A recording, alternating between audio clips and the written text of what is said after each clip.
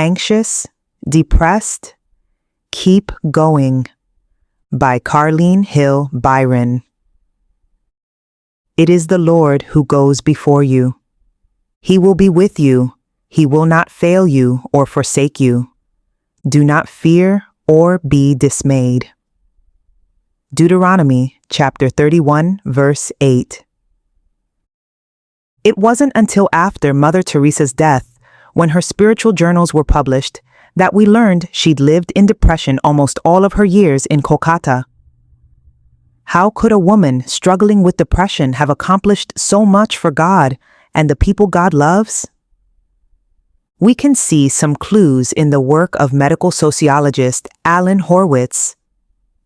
He recognized that what doctors were calling depression, starting in the 1970s, was the same set of stress-related complaints that they'd called anxiety from the 1950s into the 1960s.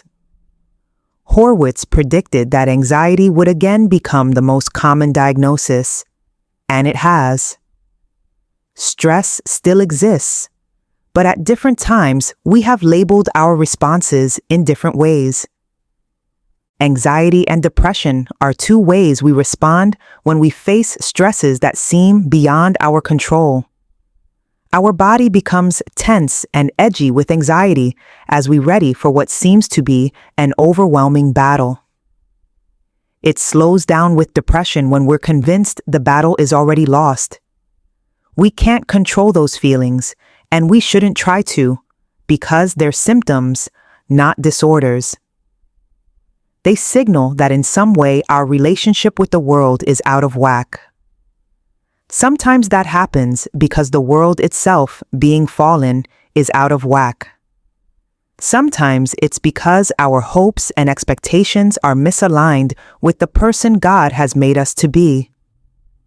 We've made a habit of aligning ourselves to crushing ambitions and then become anxious or depressed when we're not able to attain them. Everyone experiences various kinds of misalignment in this world. But when anxiety or depression signal that misalignment, we need to refuse them the power to stop our fruitful service. God still has purposes for us in this world. When we're anxious, we have to trust God is going before us. When we're depressed, we have to trust that God's power is sufficient when our own power feels entirely inadequate, even utterly immobilized. Mother Teresa chose to focus on what God called her to do, instead of how she felt, and in that way was able to let God work through her in spite of her own feelings. We can do it too. What is the task God has put before you right now, today?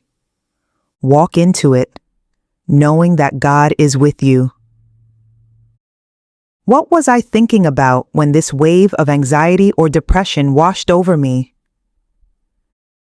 Is God in a position to do something about that concern?